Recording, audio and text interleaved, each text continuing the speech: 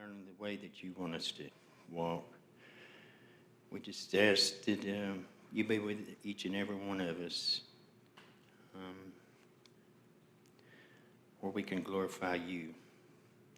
In Yeshua Jesus' name I pray. Amen. Thank you, sir. Okay, we're going to dismiss the classes and get a couple of announcements done and then introduce our special guests.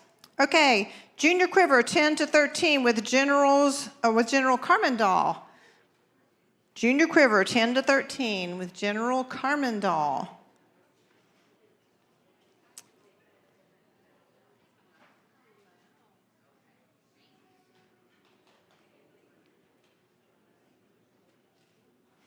Senior Quiver, ages 14 to 18 with General Jeremy Dahl. And parents, if it's your child's first time going to these classes,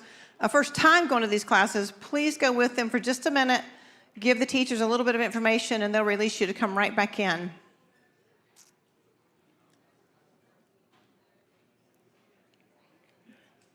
Okay, Senior Quiver. All right, parents, due to volunteer staffing shortage tonight, they've had to cancel the treasures classes for the 4 to 9-year-olds. I'm very sorry. I see a few of you sitting out there. For safety reasons, we have to have a certain number of teachers in there. We had somebody that had to bow out tonight that was scheduled because of illness. So we appreciate them being considerate of the rest of the family, not bringing that here. But it does mean that for the safety of your children, we will not meet tonight with the treasures. We have to have a certain number of teachers in that class. Now, that being said, if you've been here a while and you have a heart for the children, you might want to consider that if the Father's calling you to volunteer in that area. And if he is, then you'll need to see Miss Nayla. She'll direct you how to fill out the form and where things go after that. Okay, production, are we live? It says on air. Is that a real deal? Oh, yay, okay. So now that we're live, I just have a couple of announcements, actually 1, 2, 3 announcements before we turn it over to our special speakers tonight. Okay, first of all, Rosh Chodesh is this Sunday at 7 p.m. Rosh Chodesh this Sunday at 7 p.m. So if you will, email somebody, call somebody, text somebody, whatever, let them know Rosh Chodesh this Sunday. We will announce it again on Shabbat. But just so you can go ahead and plan whatever you're doing Sunday, we hope to see you back here at 7 Sunday night. Okay, let's talk about Shavuot for just a minute. Next weekend, check your calendar or your emails for scheduling, but we will have all services here. There's been some questioning about what are we doing at OCI? Nothing until the very end of the very last day, and that is if you plan to do the mikvah and participate in a picnic outside over there. So we have the picnic facilities available to us, and we'll have the pool for the mikvah. So if that's you, that will be the only time you'll go to OCI this Shavuot. All services will be here.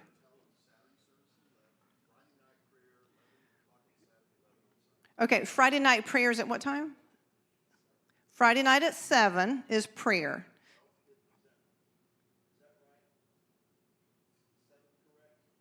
Denise, is 7 correct for prayer Friday night? Okay. Sorry, I don't have anything in front of me to verify all of this, so I should have written it down. Sorry.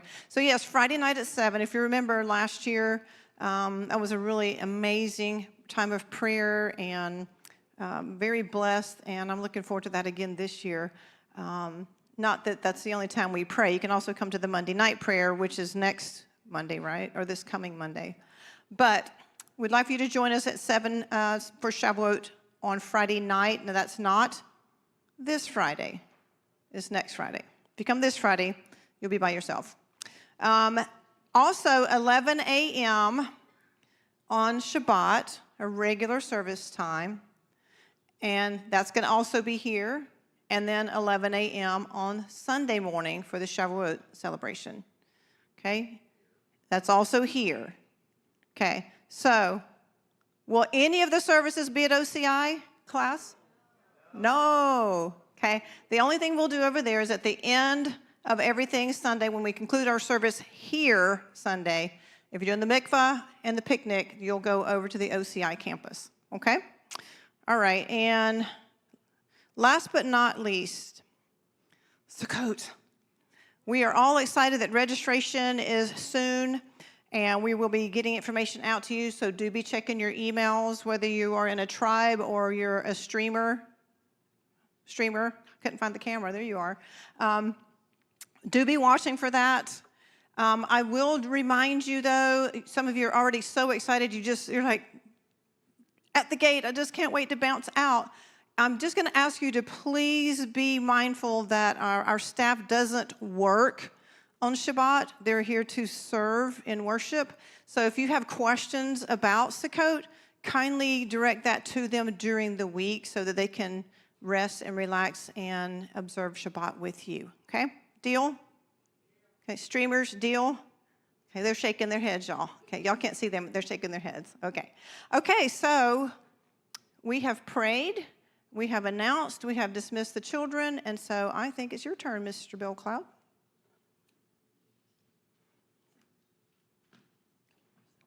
All right, thank you. Marissa, come on up here. So everybody knows Marissa, or should, okay? So I'm going to introduce her, and she's going to introduce our guest tonight. Thank you. Hey guys, so I'm Marissa Davis, for whoever doesn't know, and I have been volunteering at Isaiah 117 House for about a year now, and I think it's a great ministry. When I was looking for a place to volunteer, James 1:27 came to my mind, which I will read for you guys, and it says, pure and undefiled religion before God and the Father is this, to visit the fatherless and widows in their tribulation and to keep oneself unspotted from the world. So I believe this ministry fulfills the call to visit the fatherless in their affliction because they really show love when children are taken from their homes and are waiting foster care placement. And there's different ways to volunteer and support this ministry. One thing that I volunteer in is to go to the house and make snacks for the kids or play with the kids, go outside, play games, so things like that. And just to really be there present with them in the time of need. And so, I will now turn it over to Jennifer Collins, she oversees the McMinn Monroe House, and then Ashley, who oversees the Bradley County, Polk County House. So.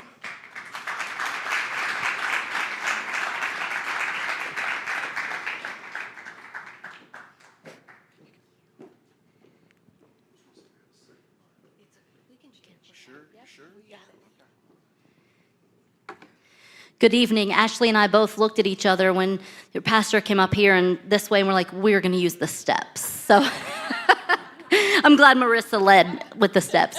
I just first want to say good evening and thank you so much for having us here. We never take it lightly when we have the opportunity to stand in front of His people and share what is happening in His house, right? And so we're going to do that tonight. We're going to share our mission. We're going to share some stories from each of our homes. We're going to give you a little background about Isaiah 117 House, and then at the end, we'll take some questions. So let's just go ahead and get started. My name is Jennifer Collins, and I'm the location leader for Isaiah 117 House, Monroe, McMinn County. And this is Ashley Lindsay. She's the location leader for the Bradley Polk House, which is literally like 2 minutes away, maybe less. I went into her house before we came here, and I said, how far is it? And she's like, oh, it's just a minute away. And it really was. We probably could have walked. Yeah, maybe not. But we're a ministry that changes the way foster care begins for children. And so I want to start by just sharing a little background and kind of how I came to the place to be involved with Isaiah 117 House. I'm an educator, so I have always known that my call was with children, right? From the time I was this big in my bedroom teaching school to my stuffed animals, like I knew that I was called to be with children. And And so I did that. I went to school and I became a teacher. But what I didn't know was what that really meant. Like, as I was, going into the classroom and I was ready to teach kids how to read and to do math and all of those things, what I didn't know was that there were children who were going to walk through my classroom door completely broken. Children who were going to walk through my classroom door dirty and bellies that were growling because they were hungry. Children who were going to put their head down on the desk and go to sleep, not to be defiant, but because they didn't have any sleep the night before. Whether it was because they weren't safe, they didn't have a place to sleep, they didn't have running water, maybe the police were in their home last night because of chaos around them. And so I very quickly learned that it wasn't just about math and reading, right? It was about just being his hands and feet where I was planted in that moment. And that was in a classroom. And I learned that there were children who were being removed from their homes out of concerns for their safety. I learned that I was going to have to make phone calls to DCS, the Department of Children's Services, to report suspected abuse or neglect. And so on my journey, I started coaching. I was teaching youth at my church. I had 2 boys at that time, my husband and I, and really, when you would look, everything seemed to be great. I was sewing, I was coaching and teaching and at church working, but I just felt like God was calling me to something more. I didn't know what that looked like. I had no idea. And around this same time, my daughter came into our lives, and she was 13, and she started opening up about what the first 13 years of her life looked like. And they were things that no child should ever have to walk through. They were things that most adults couldn't endure. And so I just felt like there was something more. At this same time, I was transitioning from the classroom into an assistant principal role. And while I knew there were children in our school that were, being removed and they were living in situations that were just not desirable, I really didn't know the gravity until I switched roles, because in the first week, I had 2 different children come to my office and they said, "Miss Collins, can I talk to you for a minute?" I said, "Sure." And a child came in and sat across from me at my desk and said,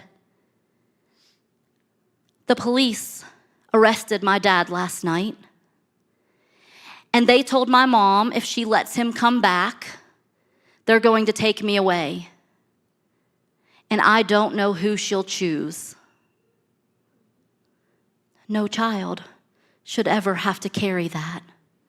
Another child came into my classroom and said I was taken away from home, or into my office, said I was taken away from home and I have no idea where I'm going after school today. Like, that's what our children were carrying. And it's hard and it's heavy. And one day I was scrolling through Facebook, and social media isn't always a good thing, but this time it was, because I saw Isaiah 1:17. It was actually a nurse at our school had shared it, and she was a foster mom. And I clicked on it. And I started reading the mission of Isaiah 1:17 House. And I was watching the video from our founder and executive director, Rhonda Paulson. And tears were streaming down my face. And it was that moment that I knew this was my something more. This is what God was calling me to be part of. And when I say when he was calling me to be part of it, let me be very clear tonight.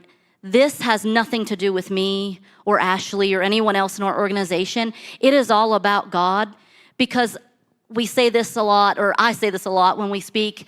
Rhonda, who is our founder, she says this in her testimony, and we steal it and share it. And she says, if you want God to get the glory, put someone completely ill-equipped in charge. And that's exactly what we believe, because we look at ourselves sometimes and we're like, who let us do this? Like, what? And so, truly, it is just an honor to be one little small part of what he's doing through his people in our home. And so in 2019, I learned that Rhonda was going to be speaking at a church in Blount County. And I went to my kids and I said, we're going to Blount County. And we're going to talk to her because we need a house like this in our community. And listen, that was so far out of my comfort zone. Like, just to go to a church that wasn't my own was like, that wasn't something I did. And so I'm telling my kids all about it. And there are 3 teenagers at this time. I have 4 now. We adopted another, not officially adopted, but he's ours. But I was telling them all about it. We're going to go to this church and we're going to talk to her and we're going to bring this. And they're like, Mom, you're going to have to calm down. And then it all switched. When we're driving there and we're almost there, I'm like, what are we doing? What are we doing? I can't do this. I can't talk to Rhonda. Like, what? Oh, who do I think I am to say we need a house? And so everything changed. And then they were really like, okay, you might need to let us out of the car.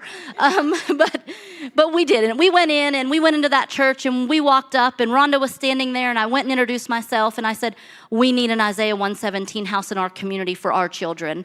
And she said, well, that's funny because I've been in Monroe County and let's talk after the service. And from there, the rest is history, right? So we kicked off in Monroe County, Monroe-McMinn County, that's our house. In March of 2020, we kicked off and we started going into the community and sharing our mission, which we're going to get to here. You're probably thinking, well, what is it? What do you do?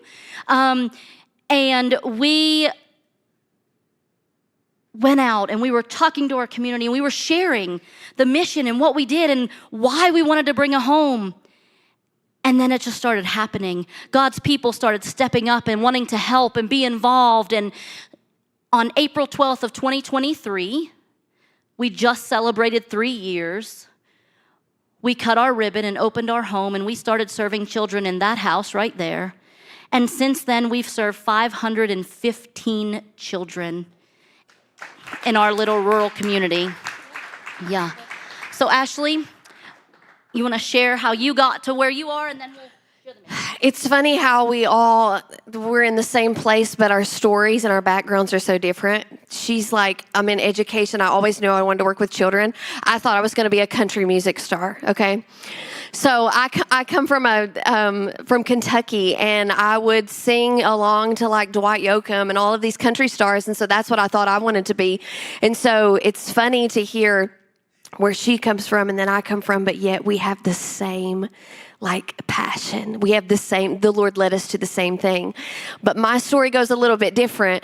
I thought I was going to be a country music star. I was in Nashville. I was doing all of this and going to music school at the same time. And then I lost my voice. I had nodules. And I thought, what am I going to do with my life now? This has always been my dream. What am I going to do with my life now? And so my life went on a different journey, and I went and got a cosmetology license, and then I finished a degree in music as best I could with hardly any voice to sing. And I met a guy at Lee University here in Cleveland, Tennessee.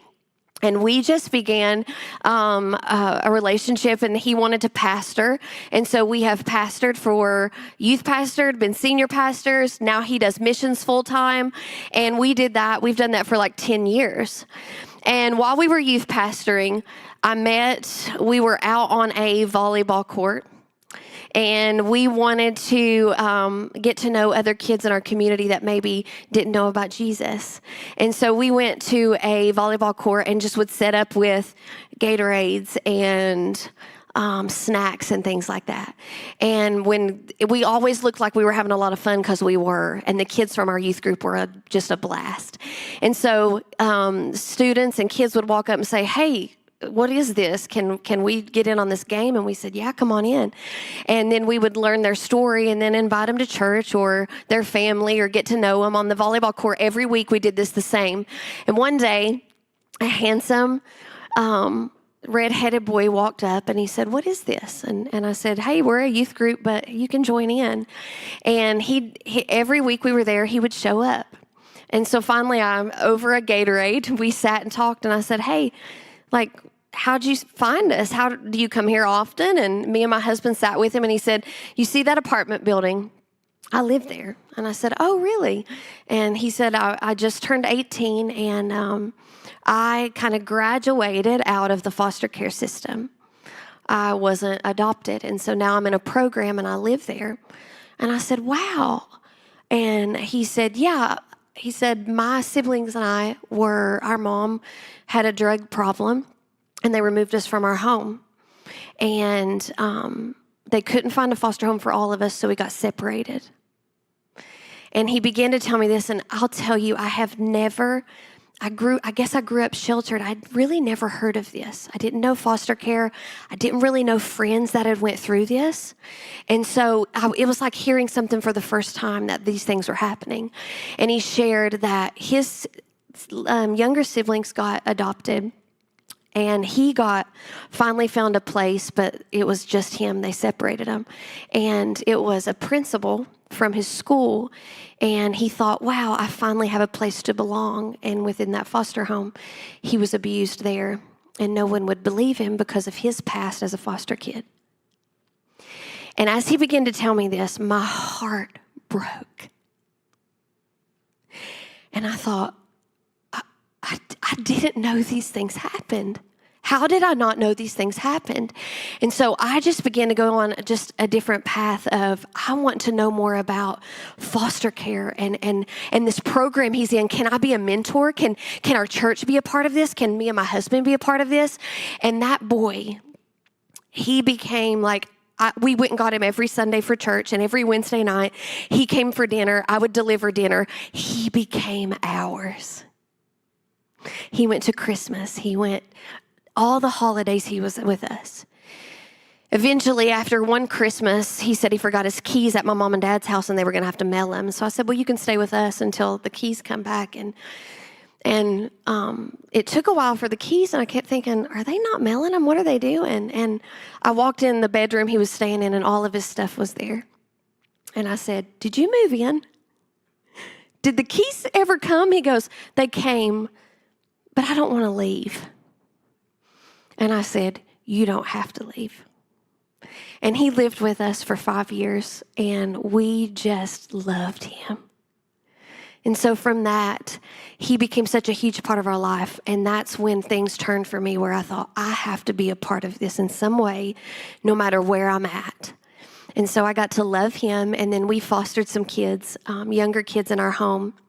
When we had moved to Shelbyville, Tennessee to pastor there, we fostered kids. And then when the Lord brought us to Cleveland, to do missions work with some organizations here in Cleveland, I immediately started looking, how can I get involved with something? Those who have are in the program, the boy I loved was in. And I just found somebody said, have you ever heard of the Isaiah 117 house? If you're interested in foster care or programs like that. And I said, no. And so they introduced me to someone, and that was now in 2024. So I've been with the organization since May of 2024, and it has been life-changing for me. I am not like Jennifer. I didn't start the house, but I have the same kind of love for it. And our regional director, she's our regional director now, her name is Renee Curry. She's here today. She can wave. She is actually the one who started the house. If you want to talk to her tonight, she is here and probably will stand outside with us at the table this evening. But that's my story. And it took a crazy turn. And I know everybody sitting in here and hearing about this, you probably have something. And if your heart is like beating out of your chest, maybe you're thinking, I just want to be a part of this. There's a story that has led you to this night, to this church, to this moment maybe. And you are maybe going to be a part of what we do here in the Cleveland location, or maybe in the McMinn location. And so we're going to now kind of move to tell you what our mission is, what we really do. But we wanted you to know who we were and why we have such a passion for what we do, and why we love this place so much, and why it is such a blessing to every community that has one of these homes. It is a blessing. Jimber. Amen. As an organization, we talk about our why a lot. Like, why are we here and why are we doing what we're doing? And so that's why we wanted to start with sharing that with you, so you kind of know who we are in our heart a little bit. But we are a ministry that changes the way foster care begins, and we have a 3-part mission. So the first part of that mission is to reduce trauma for children entering foster care. So to explain that, I want to talk to you about Removal Day. It's a day that maybe you never heard of. I'll tell you, as an educator, I really never thought about Removal Day the way it happens. I thought about Removal Day as a celebration, because all I could think about was these children are going to be taken care of now. Right? They're going to come to school 5 days out of the week instead of 1 or 2. They're going to have on clean clothes and running water and electricity. They're going to have food in their bellies. They're going to be taken care of. But what I didn't think about was Removal Day through the eyes of the child. You see, Removal Day is when a stranger comes into their home, or maybe they come to the school, and they take them. They remove them from their home. They remove them from their parents.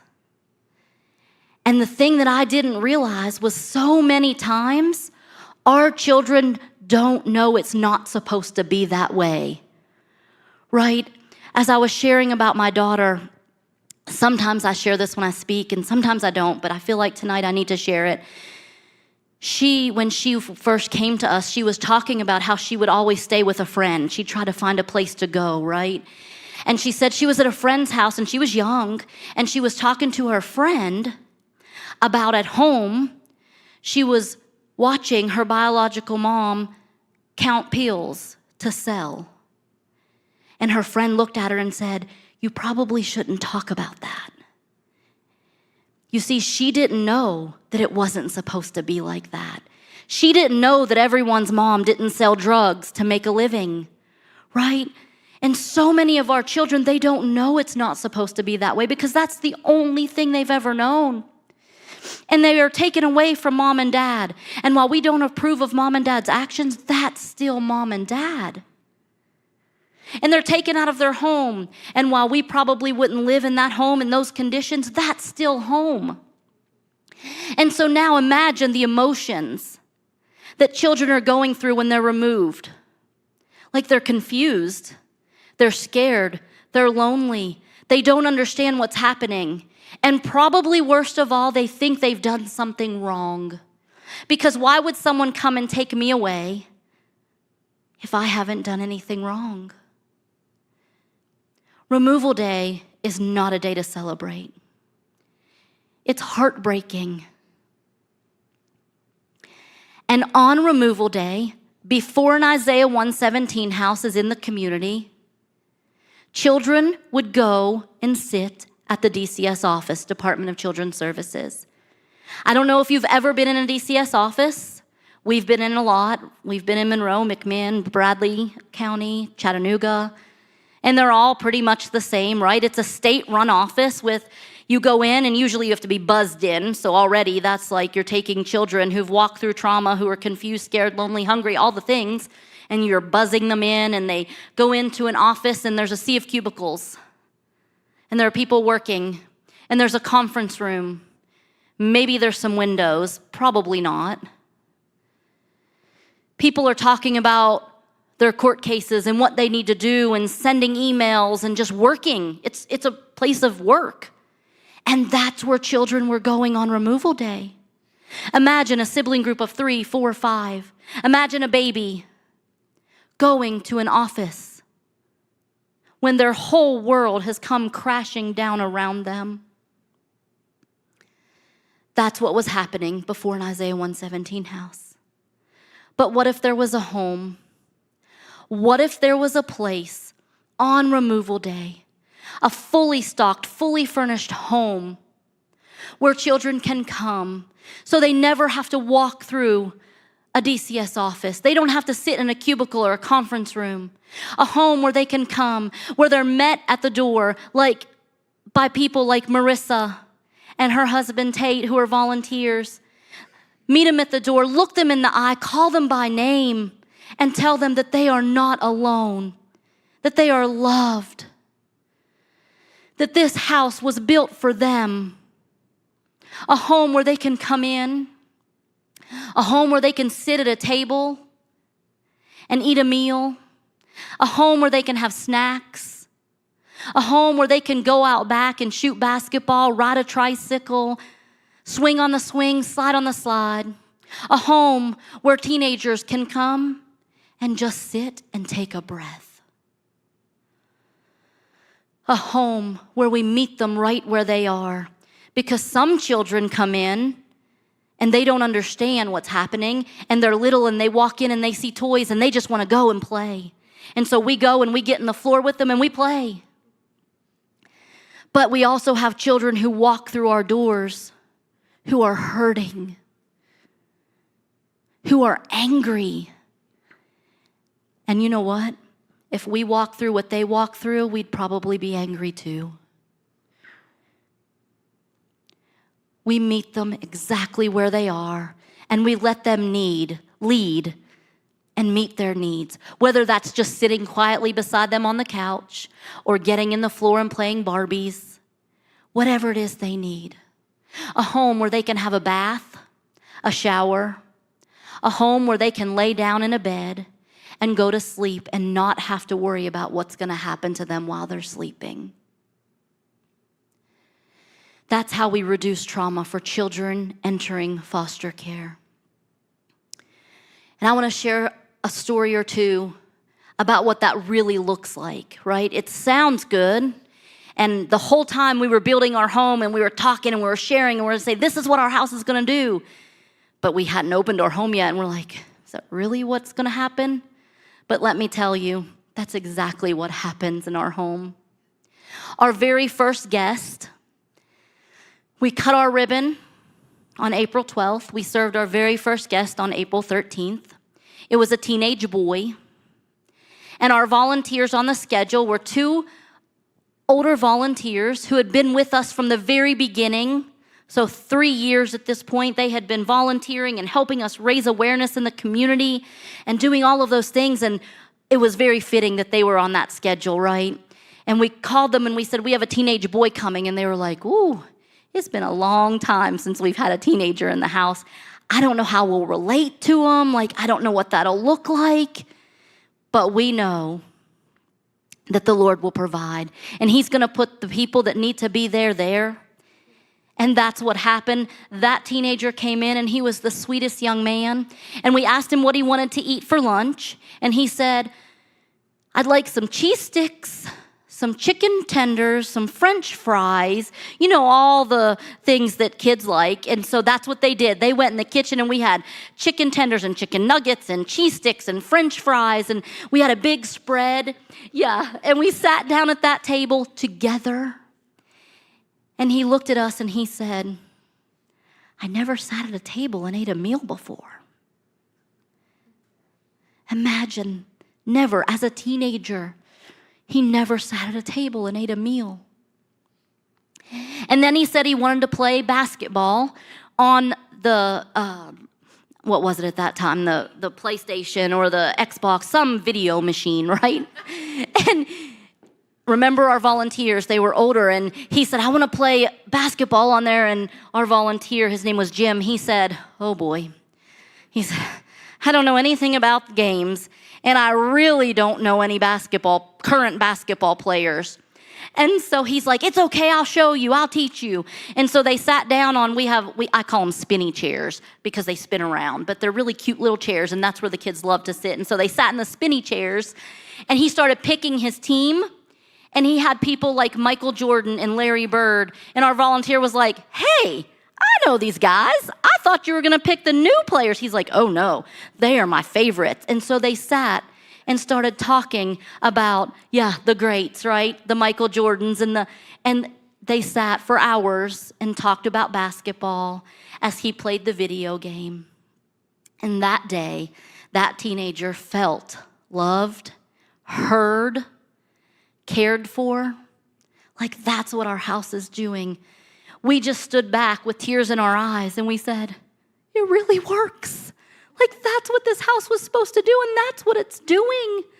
Like, not that we doubted, but you think, golly, when it comes down to it, it's happened 515 times just in our home. It's happened. We had a sibling group of six children come into our home. The oldest was 12. The other 5 were really, really young. Now it's our ribbon cutting day. But they came into our house, and we started reaching out to our volunteers because we had 6 children coming, and we were like, oh, that's a lot. And they walked through the doors, and they were so dirty. There was an odor. Their hair was matted to their heads. Some of them had chopped hair, like a kid had taken scissors and just chopped chunks out of their hair. And you could tell that the 12-year-old little girl had been mama because those little ones were just attached to her hips. And we started running baths, and we started getting clothes, and we started cooking food. And we all sat down at the table to eat. And the 12-year-old started opening up to my daughter and telling her how school was really hard because the kids made fun of them. She said, but my teachers really love us. And see, what you don't think about when you're thinking about removal day and where children go next, there's no guarantee when they have foster placement that they'll get to go back to their same school. And for a lot of our children, that's their safe place. That's where the adults are that care about them and love them and provide for them. There's also no guarantee when you have a sibling group of 6, well, 2 for that matter, but really with 6, that they'll be placed together. So that's always in their minds too. But this 12-year-old little girl was just saying how her teachers, she loved them. But it was hard because they were made fun of. They couldn't read, none of them. And so she talked about that, and Ashton, my daughter, started sharing some of her story with her, and so they were just forming that relationship. The littles were eating. And then a little later that evening, our 12-year-old girl looked up at one of our other volunteers, and she said, I was really scared when we came here because I didn't know what it would be like. But I love it here because it feels like family. Like that's what our house is doing. It felt like family. Ashley, share some stories from your home. I love to hear all the stories from different homes. When you have seen, you said 500 and how many? 550. We've seen 560 kids. I checked the number before I came. 560 kids have come through our red doors. And you have story after story after story of things that break you, of things that make you laugh. And like she said, our first thing is to reduce trauma for the kiddos that are coming to us. I can remember a 10-year-old boy walking in shaking and saying, I had no idea where I was coming to. And he just looked around really in silence. He didn't know what to say. And he started to see toys, and I said, hey, just let us know if you're hungry or if there's something you want to do, if you want to bake some brownies, you want to make some cinnamon rolls. We're here just to hang out with you. And he went over and started playing with a small kitchen. Really, it was too young for his age.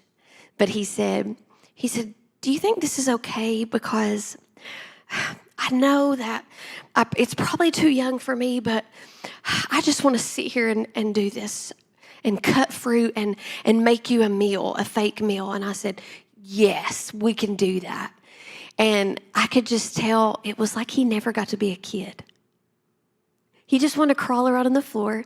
And we cut the zucchini with the Velcro in the middle, so when you use the fake knives, and then he would serve it to me. And then he would put something weird with it so that I would go, what? Ketchup on zucchini? And then he would laugh. And we did that. I don't know how long we did that. On our hands and knees in the floor. And then he would give me a hot dog with ice cream on it. So I would go, ew, a hot dog. And he would laugh.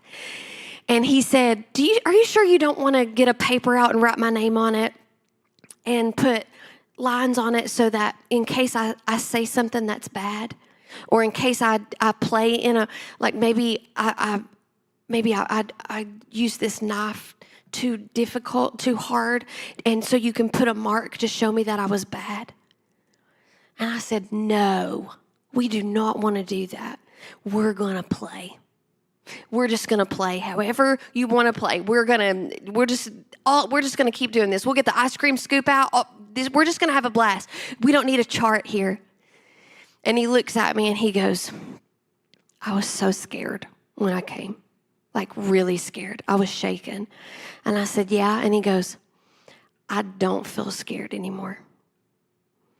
And I thought, okay, this works. And a big reason it works is, yes, we have amazing volunteers. Yes, the house is beautiful. Yes, we are passionate about what we get to do and how we get to lavishly love kiddos. But this house works because the presence of the Lord is in it. It's a difference maker. If you walk into a home, you can feel the peace of the Lord. I've had people walk into my home and say, wow, this feels like something's different. And I'm like, yeah, it is. Let me tell you about it. That's how our home is. And yes, we take kids from all walks of life. But our home, they can sense something's different. And it's because He is close to those who are crushed in spirit, who are brokenhearted.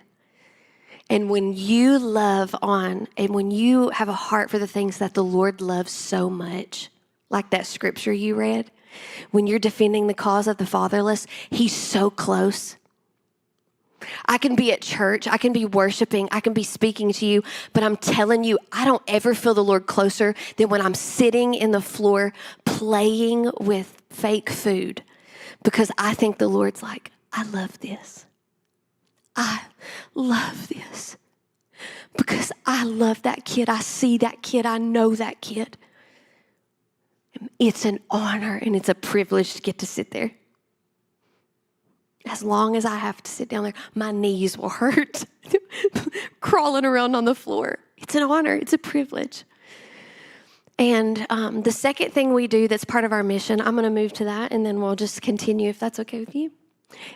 We support the caseworkers, the DCS workers, JJ workers, all juvenile justice, any of our local caseworkers. When they come to the home, we give them food. We feed them. We give them a comfy chair to sit in while they are on their computer doing all the paperwork. While we take a moment to bake brownies with the kids, they have a moment to breathe. And why do they need that? Because they see horrific things. They see terrible things that we should never have to see when they go into a house with just a clipboard and wonder, what am I getting ready to walk into? And so a lot of times it's so much for them that sometimes they'll even develop compassion fatigue. And it's their brain's way of trying to protect itself from what they're seeing. And so they come into that room and they get a moment to breathe and we get to serve them and we get to love them. And I could remember sitting there and one of our workers was just like, I just feel so run down. And I just went and sat and I looked her in the eyes and I said, I get it. I said, you can take a breath. Let me grab you a snack. Let me grab you Dr. Pepper Zero, her favorite. And you get to take a moment. And as she took a breath, she just began to cry. And I laid my hand on her shoulder and I said, I don't know what you who you believe in, what you believe. I don't know if you go to church, but I'm going to pray over you because I believe the Lord wants to minister to you. And I began to just pray over her in that moment, and she just wept. And I thought, That's why it's not just kiddos. It is really tired caseworkers. And we watch what the Lord gets to do in those moments. Do you have anything you want to share with that? I'll tell you, as an educator, before I started this, I thought about caseworkers a lot like most of the general public thinks about caseworkers, if we're being honest, right? When you're out and you meet someone and they say, I work for DCS or I'm a child welfare worker, it's usually not met with a thank you and a, we appreciate what you do. It's usually more of a, oh, you work for DCS, okay. And I was guilty. I was guilty of saying things like, what are they doing? Why haven't they done anything yet? Why aren't they removing children who are living in these conditions? Like, what is going on? But I will tell you that I was so wrong, because when we started this and I started meeting them, and you could physically see the exhaustion on their faces. Like they are the ones who are going into homes and removing children. They are the ones who were sitting in the offices with 6 children. They were the ones who was going through the drive-through to get the children food because they haven't eaten in so long. They are the ones who are missing their own children's ball games and school things and homework and all of that comes with that being, mom and dad, because they were out removing children or sitting at the office with them. People ask us all the time, what are your hours at the Isaiah House? And we just kind of chuckle like that. Yeah, and we say, oh, we don't have hours. We're 24/7, 365, right? And they're like, even like Christmas and Easter and yes. Even weekends and yes. Even at 3 a.m., yes. But if there are children being removed at those times, guess who's doing it? It's the caseworkers who are leaving their homes and doing those things. And they're overworked. And they're underpaid and they're underappreciated. And so our homes, for them too, become a soft landing place. A place where we can meet them at the door. And like she said, bring them that snack, that drink, their favorite. We have a coffee bar in our house with 700 different creamers that they like and all their favorite snacks and all the things. Because we want them to know that they're not alone and that they are appreciated. And that maybe together, we can do this thing really well, right? They can do their work, their paperwork, whatever they need to do, and we can take care of the children. Because we really believe it's always been our call to take care of the children, right? We've said, defend the cause of the fatherless, take up the cause of the orphan. Like, it's our call to do that. But somewhere along the way, we step back and we let the state step in. And then we say, why is foster care so broken? Why is DCS, why are all these things happening? Well, it's because they're doing an impossible job. But what happens when God's people know about removal day and they know about a house? Then they want to help, because for so long, people didn't know. And if you don't know, you don't know. But when you know, do you know what happens? We build houses. We build houses and we serve children and people volunteer and they give of their time and talents. And we've seen caseworker after caseworker come in and just take a breath. And we show them love and grace because they're not always having a good day, right? And we just love on them. And I'll tell you, I'm sure Ashley could say the same thing, but we've made some incredible friends who are child welfare workers that we never would have met had it not been for the Isaiah 117 house. Like, when I say friends, I'm talking about a complete stranger who now comes to my children's parties and like celebrates things with us. Like, it's just been so beautiful. And to be able to minister to them is wonderful. So that's the second part of our mission, is lightening the load for our child welfare workers. I'll go ahead and go into the third part of our mission, which is easing the transition for our foster families. So I was going to say, I don't know if any of you know anything about foster care, but I know some of you do because you talk to us about it out there at the table. And that happens every single time we go somewhere and speak. People come up to us and say, I was in foster care. I was that child you were talking about. I was a foster parent. And I know what you're saying is accurate because those are the calls that we would get. I'm not going to stand up here and tell you that being a foster parent is easy, because it's not. But it's worth it. Because you have the opportunity to make a difference for a child. But before an Isaiah 117 house, a call to a foster parent sounded something like this. We have a sibling group of 4. They all have lice. They have no possessions. They have some behaviors. Can we bring them to you? Oh, and by the way, it's 3 a.m. when that call came in. Like, that's a hard yes. How do you say yes to that? But what if there was a home? Now that call sounds completely different. We have a sibling group of 4. They're all at the Isaiah 117 house. They've all had lice treatment. They've all had a bath or a shower. And they all have everything that they need for the first week of foster placement. They have brand new clothes. They have new shoes. If they're school age, they have a backpack full of school supplies. If it's a baby, we have diapers and wipes and formula and all things baby. And then we get to say, foster family, what else do you need? What do you need to be able to say yes? Do you need bunk beds? We've got it. You need a crib? We'll take care of it. You need car seats, booster seats? Whatever it is that you need, we've got it. We want you to be able to say yes so we can get these babies into a permanent placement as fast as possible so they can start settling in to their new normal. And again, I didn't really think about this piece either, right? I just thought, well, they went to a foster family and I guess probably the state gives them everything they need. That's not exactly how that works, right? I also didn't think about what that looked like when they come into the home.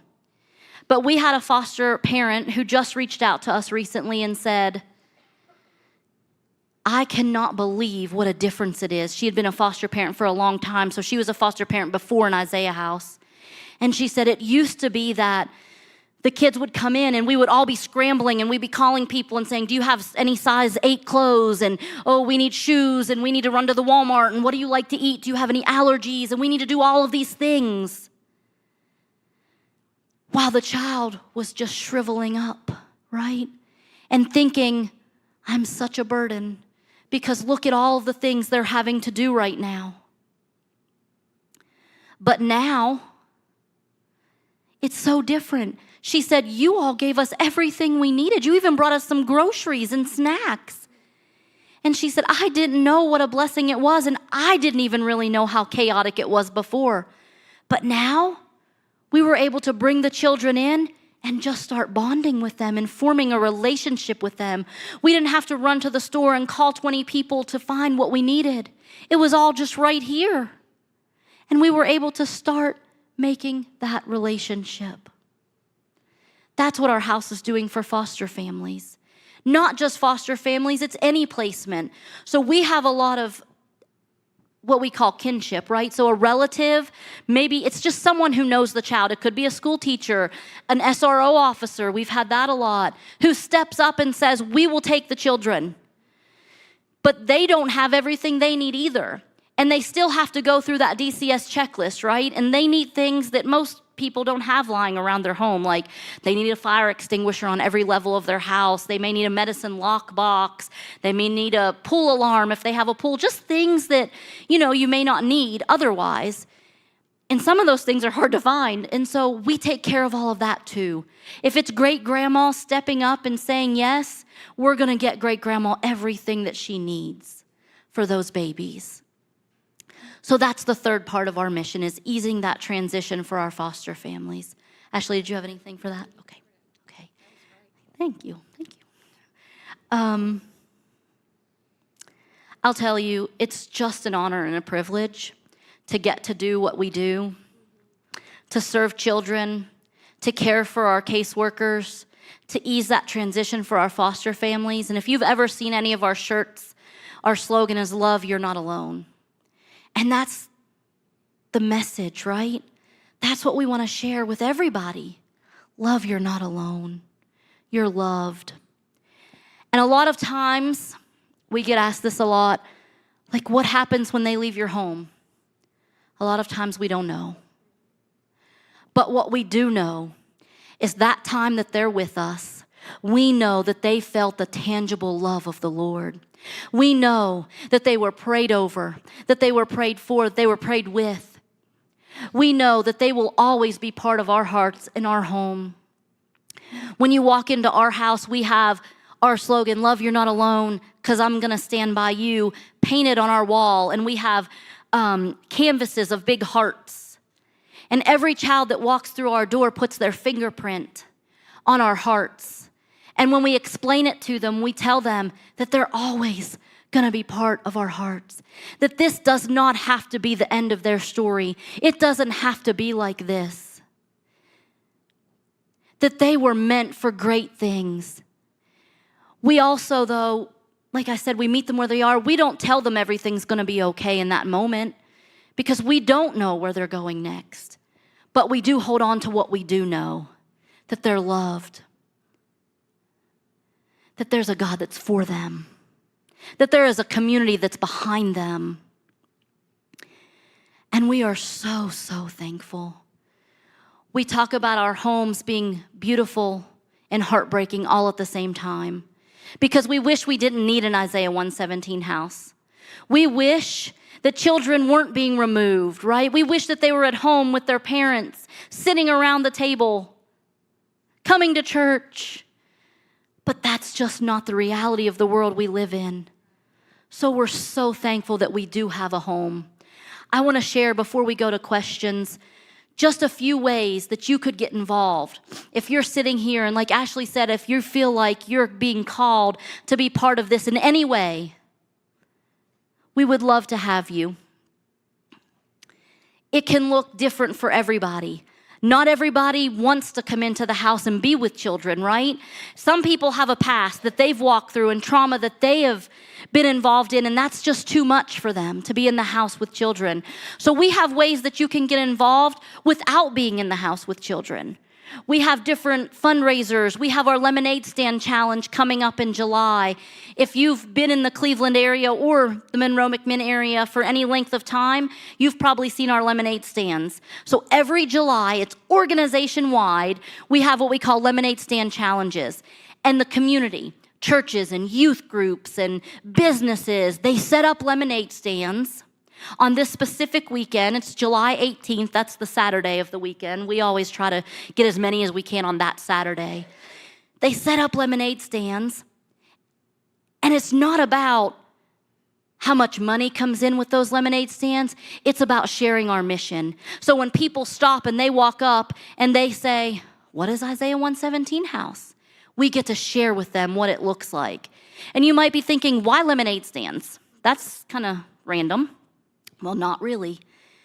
It all started in Carter County, Tennessee, where the first house was ever opened.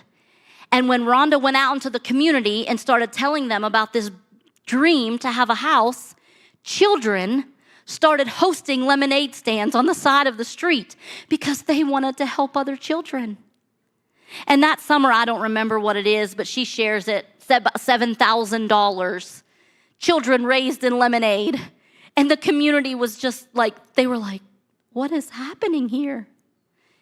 And so if it can happen in Carter County, it can happen anywhere.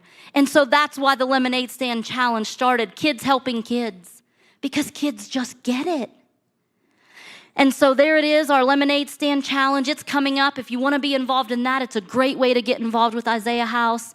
We have other ways, like we have homes that need maintenance, right? And yard work, and we have our whole upstairs of our house is what we call our giving room, where folks donate. And we have what we call bin buddies. So our upstairs has bins, so big totes, that are arranged by gender and size. And so that when we pack bags for kiddos, we can just go upstairs and get everything and pack it. We don't always have, and then we'll go out and buy. But that's the idea, is that we have as much there as we can possibly have to be able to pack bags, because sometimes children are only there for a few hours because they get foster placement. And so we're trying to hurry, and they're very blessed here in Cleveland. You can run to the store in about 2 minutes. In McMinn County, you got to run to the store in about 30 minutes, and then you're only getting a Walmart because that's all we have. And so we try to, keep as much as we can in stock. But so we have what we call bin buddies. It's again where families, churches, youth groups, women's groups, they sponsor a bin, right? They become a bin buddy. And so what happens is they say, we want to do teen girl hygiene items. And so when that bin is getting low, we reach out and we say, we're getting low, and they come and fill it. Maybe they want to do 2T girls. We call and say, we're getting low, or when seasons change, like we need some summer things now, we reach out and they come and refill it. And so that's a way you can get involved. And similarly, we have what we call pantry pals. So children like to eat, and so snacks, and we also do from there, we do paper products, paper towels, toilet paper, all the things. So you could also become a pantry pal and help in that way also. And then if you're called to give financially, we have what we call as sock buddies. A sock buddy is a recurring monthly donor. And why sock buddy? Well, because we send you an exclusive pair of Isaiah 117 house socks, and we say thank you for walking this journey with us. Just a small token to say how much we appreciate you. And that's any amount. It could be $5 a month. It could be $5,000 a month. But we just say thank you, because that $5 means just as much as that $5,000, because it's making a difference for children. And then, of course, if you want to volunteer and be in the home with children, that's also a possibility with us. You just have to go through our trainings. You become certified, background checks, all of those things. And we'd be happy to talk to you, Ashley or I, Adrian and Renee, Ashton. If you are interested in that, you can see us out at the table. We have some things we can give you with our QR code.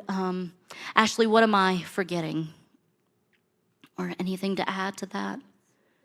Yeah, we have a golf tournament. Well, your golf tournament. Yeah.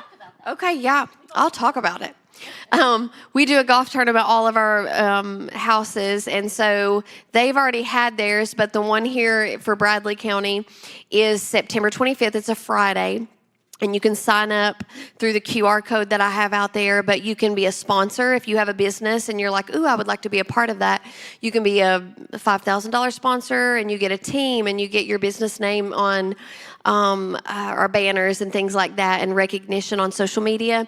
You can be a whole sponsor, where you can put the name of your family, and it's a smaller amount, and then you still get recognition. Or you can just sponsor a team and bring three of your best friends with you to play a great game of golf on our beautiful golf course here. And all of it just goes to help us lavishly love kids and do all of the things that you heard us talk about. So September 25th, if you want more info, I have flyers out at the table as you leave.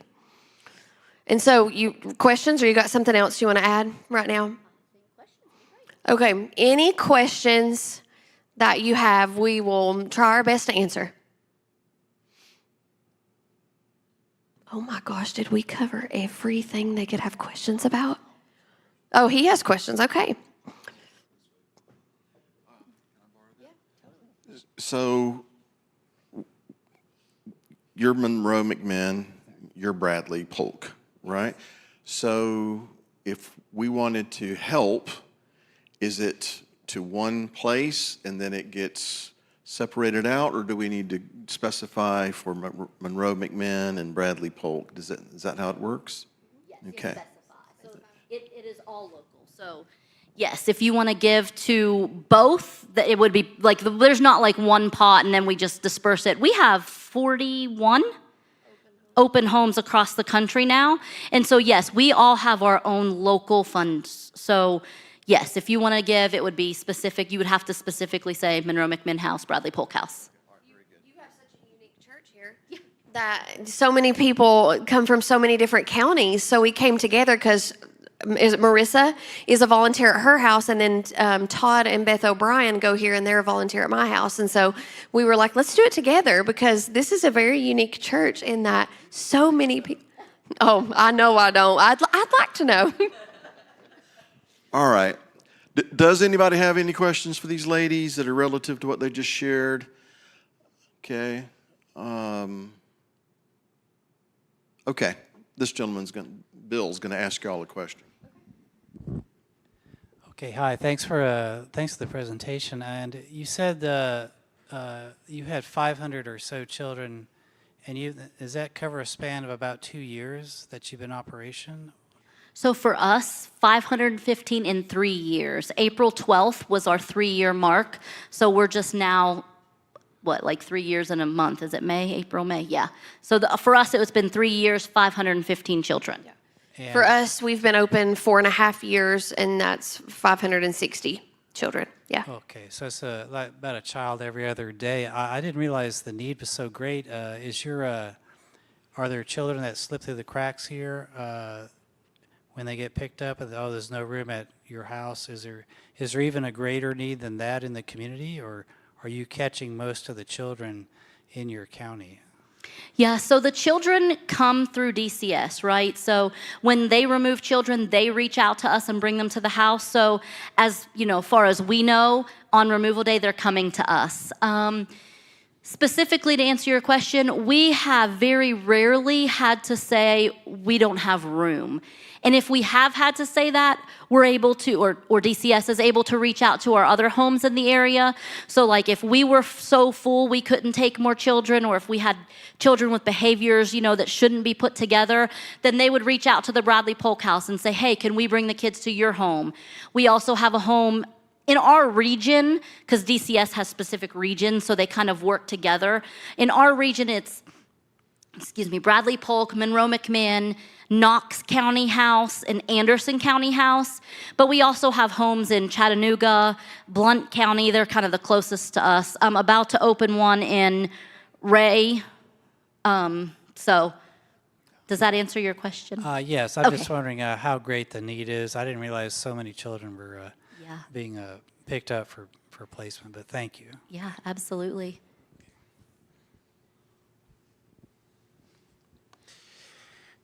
Hello. Hi.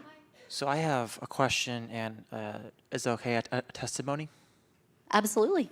So my question is, I'm a part of the deaf ministry here, and so how often do you get a deaf child, someone who can't hear at all or hard of hearing, and whether they don't or do have some sort of language, how do you contact an interpreter, or how does that work? So we have not had any children in our home that are deaf. We actually thought, Yes, we thought we had a call that we thought we were going to have a child coming. And so where we start is we start reaching out to our volunteers, right? So when our volunteers fill out their volunteer interest form, they let us know things like that. Like they are interpreters, they can do sign language, they can speak Spanish.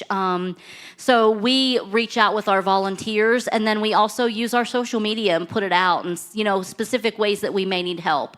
But we have not, in those 515 children, none of them have been deaf. Same. Okay. I know there is a significant amount of deaf people in Cleveland. None I know of that are children, but so my testimony is that I am a certified nursing assistant, and I work in a nursing home. And similar situation, with dementia, they are dumped onto us. And sometimes a family gets dumped. They just bring them, and that's it. Sometimes they're violent, and they get brought from the home to us. And that's what I deal with. There are cases where they're there and they have nothing brought with them. Nothing. And sometimes in the middle of the night and the kitchen's closed. We don't have a lot of food. I work with Life Care. Big organization, huge.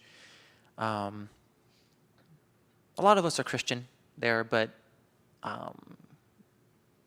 it's difficult. I understand with how with DCS how overwhelming it can be seeing that. A couple months ago, this patient we had was moved from one room to another, and for some reason, their clothes, all their belongings went missing, gone. And so I said, this is wrong. And so I went myself to Dollar General, to Goodwill, and bought them some clothes because they had nothing. I use that of my own paycheck.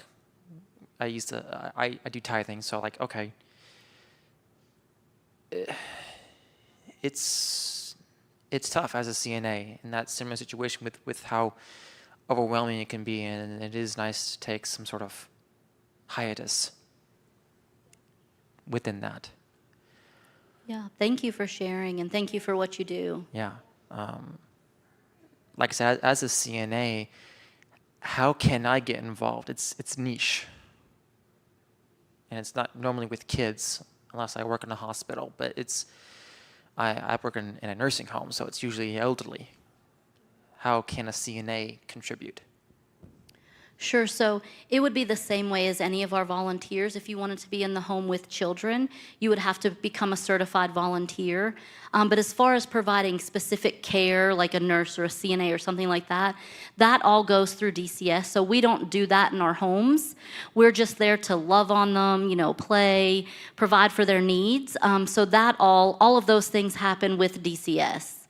But if you wanted to be in our home to just love on kids, play, do those things, you would go through the volunteer process and become a certified volunteer. Okay, thank you. Absolutely, thank you. All right, do we have any other questions real quick before we run out of time here? Because I have a few things that I want to share with everybody. Yes, ma'am. Thank you so much for sharing all of this tonight and shedding light on a really beautiful program in our communities and helping us understand how we can get involved. Thank you for coming.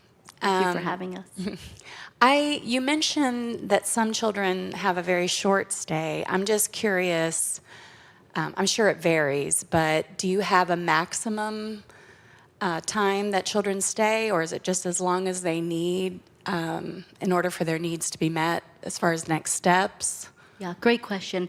It does vary by child. Like I said, some children we have come in and they have placement within hours, but we do have the first 72 hours. So our mission is changing the way foster care begins. So that's the piece that we step into, and we want just children, on removal day in those first 3 days to come in, to feel loved, just to start that foster care journey in a positive as entering foster care can be, and provide all of the things that they need. So they're with us for up to 72 hours. Again, some stay for that full 3 days and some don't. Usually teenagers stay a little longer because teenagers are harder to place. Babies, not so much. We rarely have babies. We tell our volunteers, if you want to come and rock babies, this probably isn't the place for you because they get placement quickly, but up to 72 hours to answer your question. Okay. And since it's such a short stay, I guess my next question, you may have already answered it, but I'm just wondering, I love how you support the ones supporting these kids, because the idea of community, and we get more accomplished together, right? The parts of the body working together, that's wonderful. Do other parts of the support system for these kids, do they ever interact with children in the house? So I'm thinking like tutoring or counselors, or does all of that have to happen outside of the home? So most of that happens through DCS, right, and outside of the home. They do have some folks that come in and provide services. I'm thinking of what support staff. What is his name that comes? I can't think. Or even what is behavioral specialists, yeah. So that all, though, does come from DCS, but they do come into our home and work with kids and build relationships with, but most of the services that they need do happen outside of our home with DCS taking them and leading that. Okay. That's neat that they get some of that trauma counseling in that safe spot. That was really what I was mostly curious about. Yeah. Thank you. Absolutely, thank you.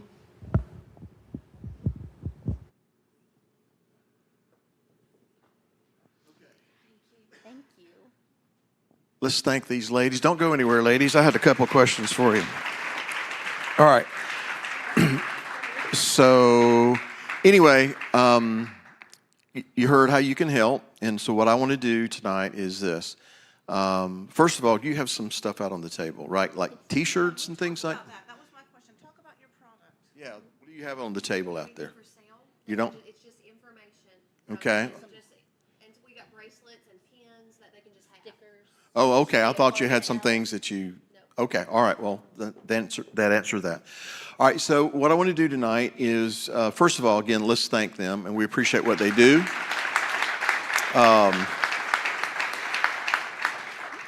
We get asked a lot of times, what do you do, outside the walls, to minister to people like this? And so it's kind of our philosophy, at least it's my philosophy, that it's not necessary to reinvent the wheel when you've got people out there doing things like this. Let's support the people who are actually doing it. And that way we can participate, whether that's monetarily, whether that's volunteering, as Marissa and Tate do. And you said the O'Briens also do that. I didn't know that until just now. But you heard all you gentlemen who can actually do stuff with your hands, unlike people like me. They have needs from time to time, that things that need to be maintenance. So I would really like for us as a congregation to support what they're doing. We are going to do that. We didn't realize that there were different houses here tonight, so we're going to make sure that the congregation does something for both of these houses tonight. But if you want to do something, we want to give you that opportunity. So if somebody here wanted to make a check, they would make it out to? Isaiah 117 House. And specify McMinn Monroe or Bradley Polk in the memo, okay? So everybody who's online, do we have is that the website that they go to donate if they want to do something like that? Okay. All right.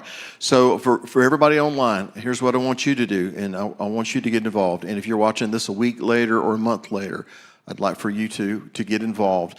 So online, we would rather it be easier for us if you just go straight to their website, and they probably prefer something like that. Okay? But go to their website, which is just Isaiah117house.com. Isaiah117house.com. So we would love for everybody who's online, all of our online community to get involved. If you're here tonight and you want to make a donation online, go to that website. Heather told me that would work better for us, and it would work better for them, I'm sure. But I do, before you leave tonight, I want to make certain that anybody who would like to contribute in any way, that you can do that. The congregation is going to make a donation to both of these chapters or houses, or however we're going to do that. But I want us to pray about how, as individuals, we can support what they're doing. But I also want us as a congregation to know that this is something we feel like we want to be supportive of. So on behalf of all the congregation, I'm just telling you, we're going to do something consistently to do that. So I just kind of made that decision just now. So anyway. All right, does anybody else have any questions for these ladies before we let them go? Robert, can I read what you sent me? Is that okay? So, Robert sent me a message while these ladies were talking, and he said, after what we went through for one of our now grandchildren, I only wish we had a program like this back then. So somebody in our congregation recognizes the benefit of what these ladies and all of their volunteers do. And so, again, thank you, ladies. if you want to talk to them later, see how you can get involved, I'm sure they'd be happy to speak with you. We got a few more minutes before the kids come in. If you would like to make a donation, a cash donation or a check tonight, just come up here and bring it in the baskets. If you want to make a donation online, please go to Isaiah117house.com. All right? And make sure you do that. Please, everybody who's online, that this is you consider this to be your community. Please help us get involved with this and support what these ladies are doing. Amen? Amen.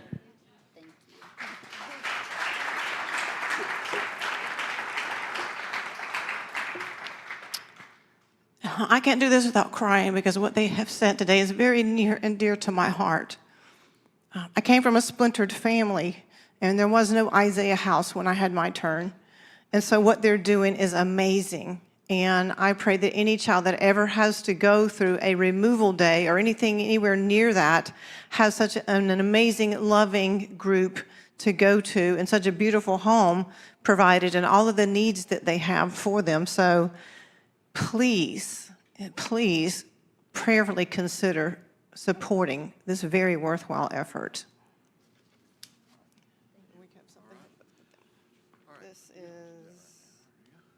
We have a little gift to go along with the gift that y'all are going to be contributing. This is for the McMahon. Who's the McMahon? Yes. And this is for the Bradley one. Don't thank us. Thank all of these people and our online family. It's a collective effort. So. All right. Pray. Oh, okay. Well, I guess we're ready to pray. So if y'all will stand.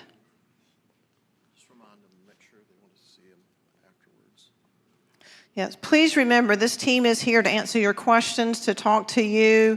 If you want to pray with them, whatever, after we're finished, just please make them feel welcome.